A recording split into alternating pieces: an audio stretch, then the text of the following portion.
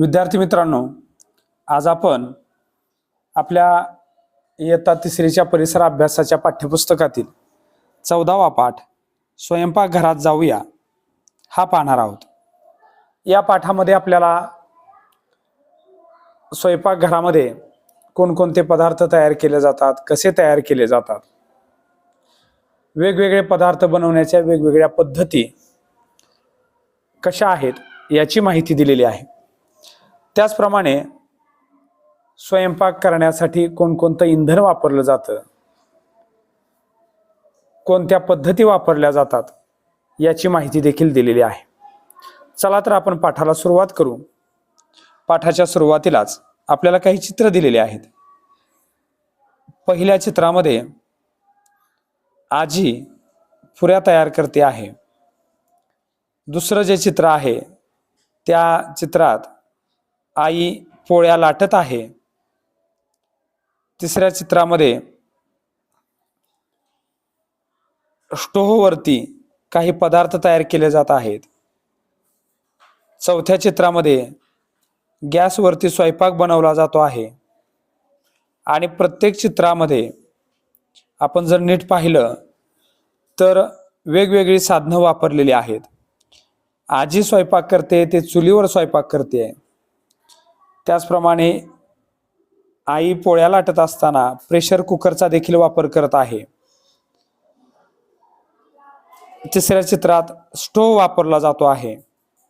चौथ्या चित्रात शेगडी वापरली जाते आहे, गॅस वापरला जातो आहे।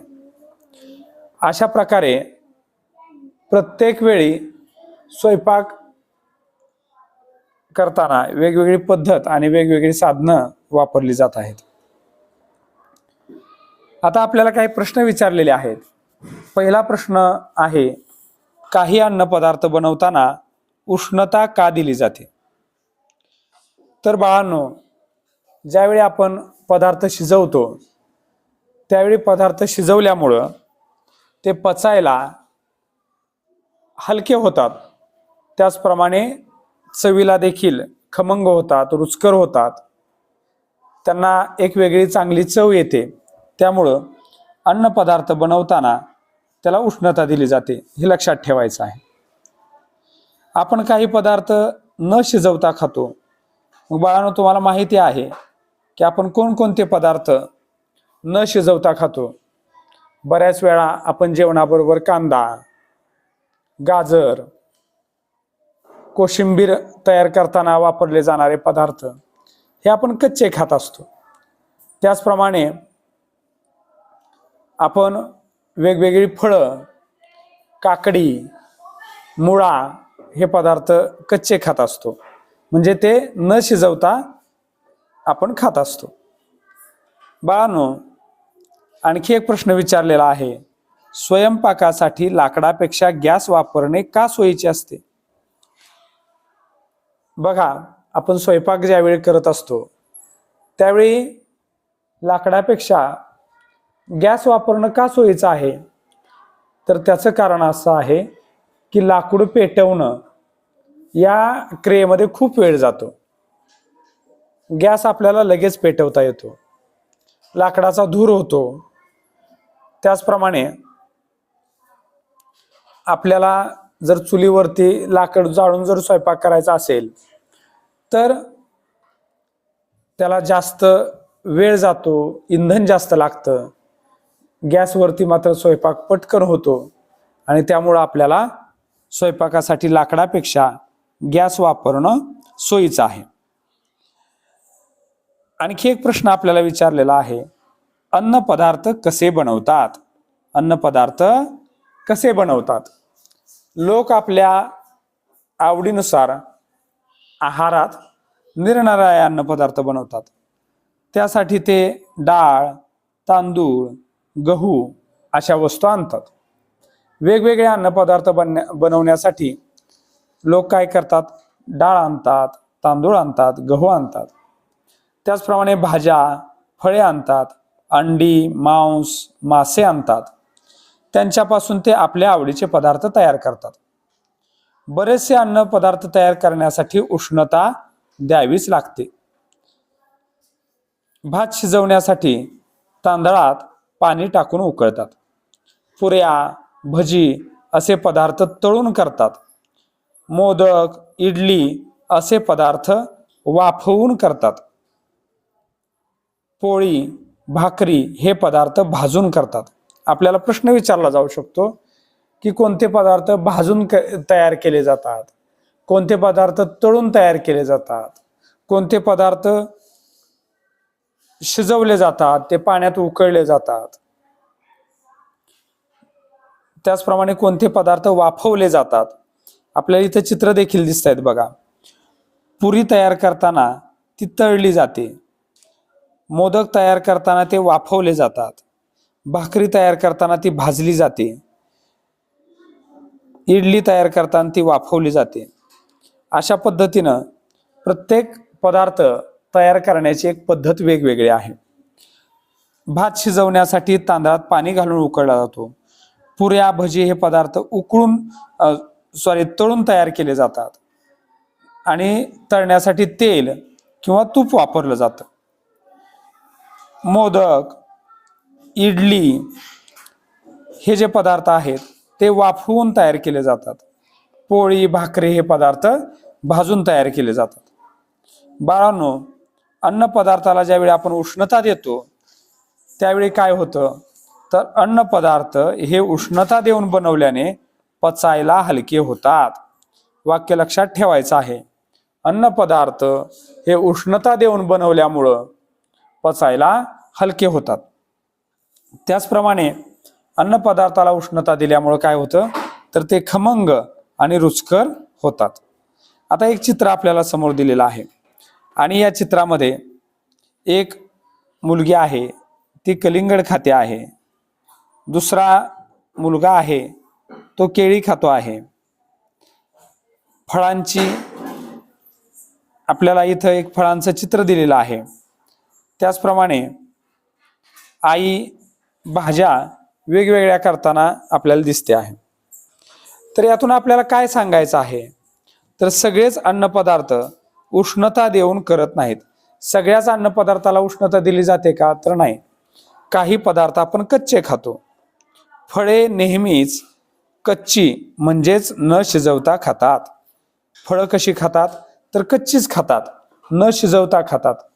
फळांना उष्णता दिली जात नाही. कधी कधी टोमॅटो, काकडी असे काही भाज्या आपण कच्च्या खातो. काकडीची कोशिंबीर केली जाते, केळीचं शिकरण केलं जातं आणि हे सगळे पदार्थ उष्णता न देताच केले जातात. आता चवीतली गंमत किंवा फरक आपण समजावून घ्यायचा आहे.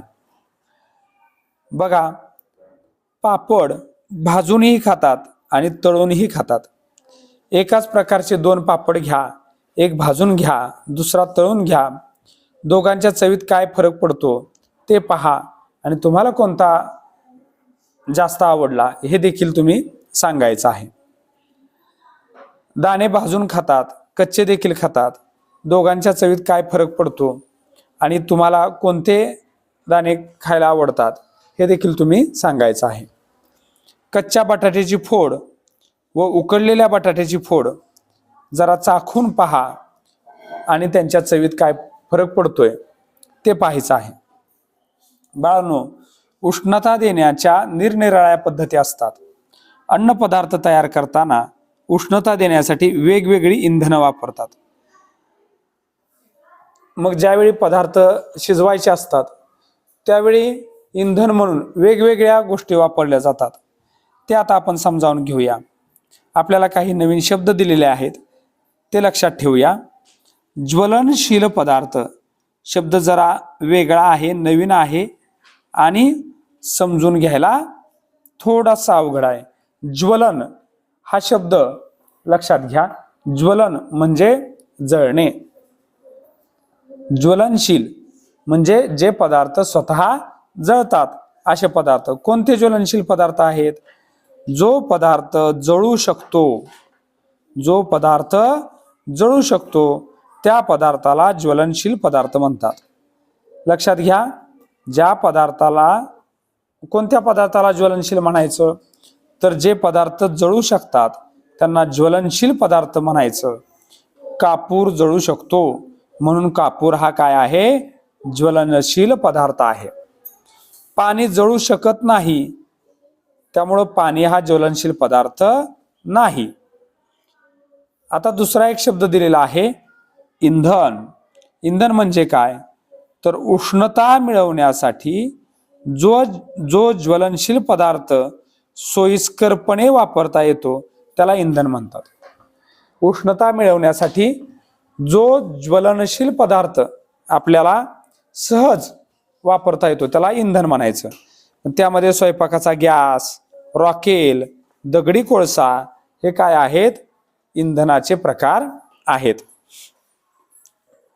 सर्वच ज्वलनशील पदार्थ इंधन म्हणून वापरत नाहीत. सगळे ज्वलनशील पदार्थ इंधन म्हणून वापरतात का, तर अजिबात नाही. जे पदार्थ सहजपणे पेटू शकतात आणि जळल्यानंतर भरपूर उष्णता देतात त्यांनाच इंधन म्हणतात. बघा, इंधनाची व्याख्या लक्षात ठेवा आणि ज्वलनशील पदार्थाची व्याख्या लक्षात ठेवा. ज्वलनशील पदार्थ म्हणजे काय, जे पदार्थ जळू शकतात त्यांना ज्वलनशील पदार्थ म्हणायचं. आणि इंधन म्हणजे काय, तर जे पदार्थ सहजपणे पेटू शकतात आणि जळल्यानंतर भरपूर उष्णता देतात त्यांना इंधन असं म्हणतात. मग आजकाल स्वयंपाकासाठी इंधन म्हणून काय वापरतात, गॅस वापरतात. लक्षात ठेवायचं आहे, आजकाल स्वयंपाकासाठी इंधन म्हणून काय वापरलं जातं, तर गॅस. आपल्याला उत्तर देता आलं पाहिजे. हे इंधन वापरायला सोपे असते. स्वयंपाकाचा गॅस हे इंधन कसं आहे, वापरायला सोपं आहे. त्याचप्रमाणे गॅस पटकन पेटतो, त्याचा धूर होत नाही. गॅसवर स्वयंपाक करायला वेळ सुद्धा कमी लागतो. गॅस वापरण्याचे फायदे कोणते, तर गॅस पटकन पेटतो हा एक फायदा झाला.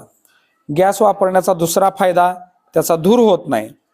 गॅस वापरण्याचा तिसरा फायदा, गॅसवर स्वयंपाक करायला वेळ कमी लागतो.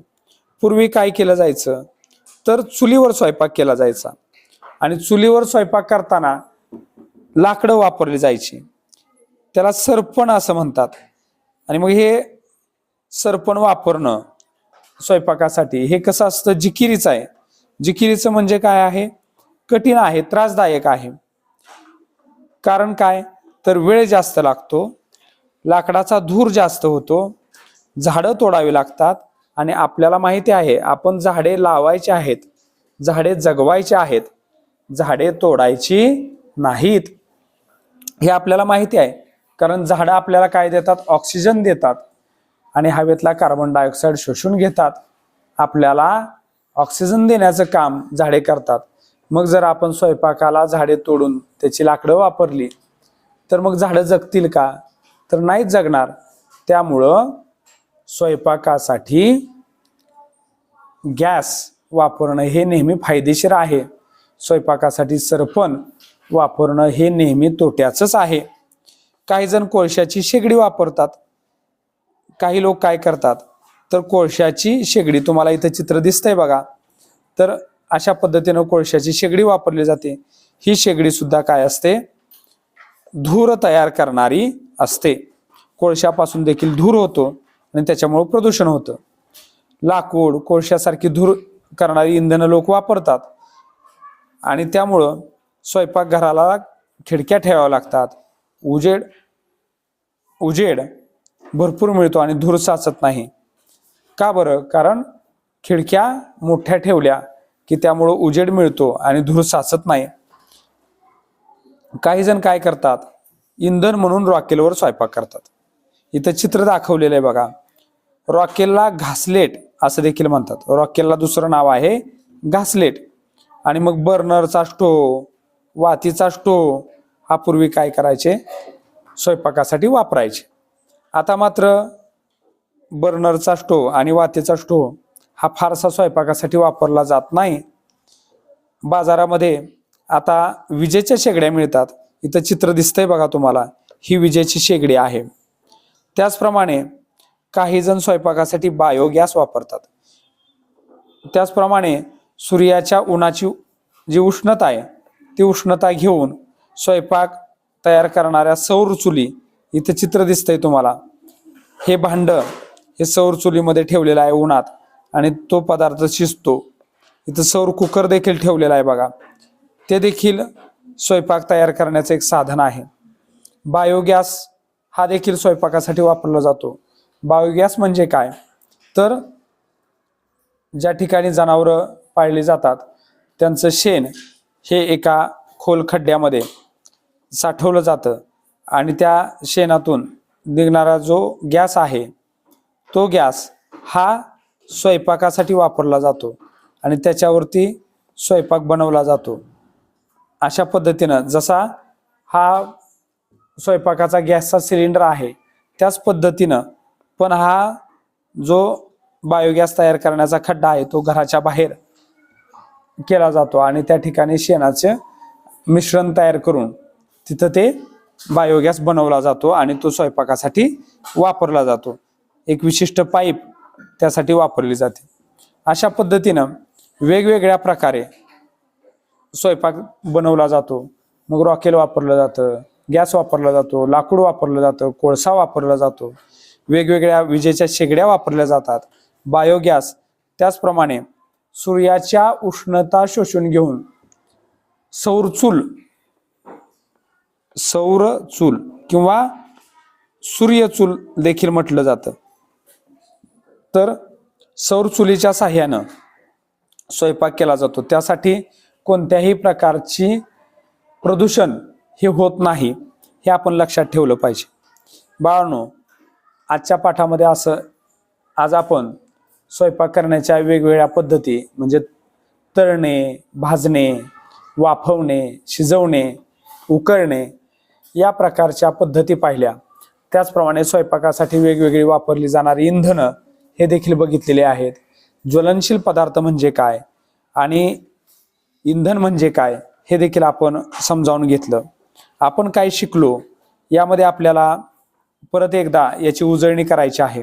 अन्नपदार्थ तयार करताना अन्नपदार्थ उष्णता देऊन शिजवावे लागतात आणि त्यामुळे ते पचायला हलके आणि रुचकर होतात, हे आपण पाहिलं. आणि आपल्याला प्रश्न विचारला जाऊ शकतो की अन्नपदार्थ का शिजवावेत, त्याचं उत्तर आपल्याला इथं सापडतंय. उष्णता देण्याच्या वेगवेगळ्या पद्धती कोणत्या, तर उकळणे, वाफवणे, तळणे, भाजणे या उष्णता देण्याच्या वेगवेगळ्या पद्धती आहेत. काही पदार्थ आपण उष्णता न देता न शिजवता खातो, त्यामध्ये कोशिंबीर, शिकरण असे पदार्थ आहेत. इंधन वापरून व त्या आचेवर स्वयंपाक करणे सोयीचे व्हावे यासाठी वेगवेगळ्या प्रकारच्या शेगड्या वापरल्या जातात आणि वीज व सूर्याची उष्णता वापरून देखील अन्न शिजवण्यासाठी उष्णता मिळवता येते, हे देखील आपण पाहिलं. बाळांनो, एक गोष्ट नेहमी लक्षात ठेवा, लाकूड आणि लोणारी कोळसा हे दोन्ही स्वयंपाकासाठी जर तुम्ही इंधन म्हणून वापरलं तर परिसरातील झाडांची हानी होते, झाडांचं नुकसान होतं आणि त्यामुळं पर्यायानं माणसाचंच नुकसान होणार आहे, हे आपण समजावून घ्यायचं आहे. त्यामुळं स्वयंपाकासाठी लाकूड किंवा कोळसा वापरायचा नाही, तर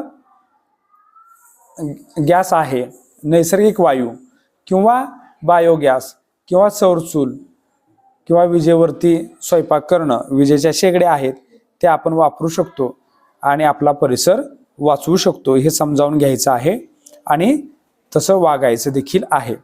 बाळांनो, तुम्हाला स्वयंपाकघरात जाऊया हा पाठ समजला असेल. या पाठात आपण कोणकोणत्या बाबी पाहिल्या हे देखील आपण लक्षात घेतलं. ज्वलनशील पदार्थ आणि इंधन याच्या व्याख्या लक्षात ठेवा.